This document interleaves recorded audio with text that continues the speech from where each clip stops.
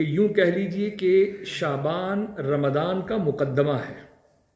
جیسے کتاب ہوتی ہے نا، ابتدا میں اس کا ایک مقدمہ ہوتا ہے اور بعد میں اس کا مضمون شروع ہوتا ہے.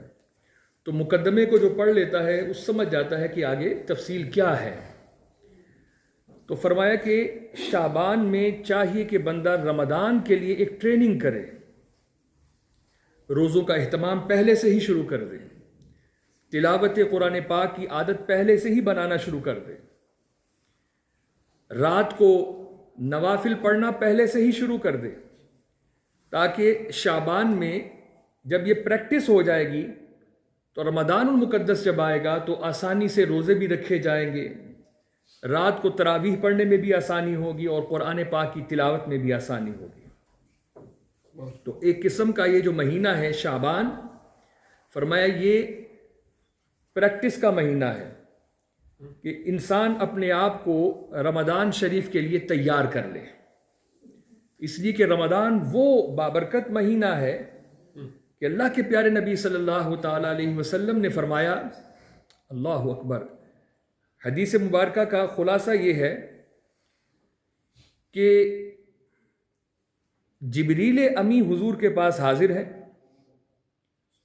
اور حضرت جبریل امی جو تمام ملائکہ کے سردار ہیں، اتنے عظیم وہ فرشتے ہیں، وہ کہتے ہیں یا رسول اللہ صلی اللہ علیہ وسلم، ایسا شخص کہ جو اپنی زندگی میں رمضان کو پالے، یعنی اس کی زندگی میں رمضان آیا لیکن رمضان کو اس نے پا کر بھی اپنی بخشش نہ کروا سکا، اپنی مغفرت نہ کروا سکا، یعنی اس نے وہ دن ضائع کر دیے، تو اے اللہ کے رسول ایسا شخص پھر ہلاک ہو جائے. اللہ اکبر. یہ کون کہنے والے ہیں؟ جناب جبریل امی کہنے والے ہیں. اور اللہ کے نبی نے آگے سے کہا آمین، کہ واقعی ایسا شخص کہ اتنا خاص تحفہ اللہ تعالیٰ عطا فرما رہا ہے، اتنی خاص نعمت عطا فرما دی اللہ نے کہ نفلی نیکی جو ہے وہ فرض کا درجہ لے گئی ہے، اور جب فرض کوئی ادا کرے گا تو 70 فرضوں سے زیادہ اللہ ثواب عطا فرمائے گا. دن رات اللہ سبحانہ و تعالی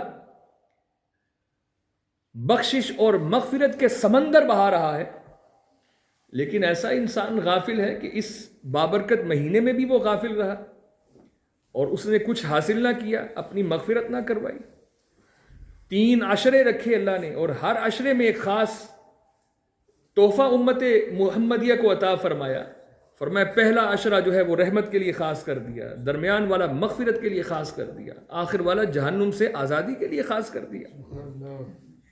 اتنا بابرکت اور عظیم مہینہ، لیکن انسان غافل رہا تو پھر ایسا شخص ہلاک ہی ہو جائے. اللہ کے نبی نے فرمایا آمین. اتنی بڑی وعید ہے، اتنی بڑی وعید.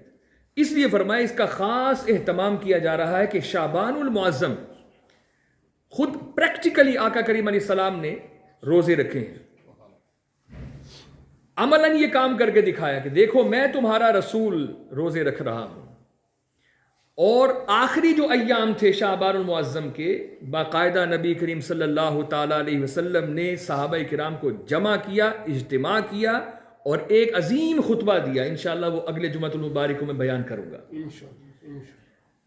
تو نبی کریم صلی اللہ تعالیٰ علیہ وسلم خود بھی روزہ رکھتے اس مہینے میں کثرت کے ساتھ. ویسے تو ہر مہینے میں آقا کریم علیہ السلام کا معمول تھا، آپ پیر اور جمعرات کا بھی روزہ رکھتے، ایام بیض کے بھی روزے رکھتے، لیکن خاص جب شعبان آتا تو کثرت کے ساتھ روزے رکھتے.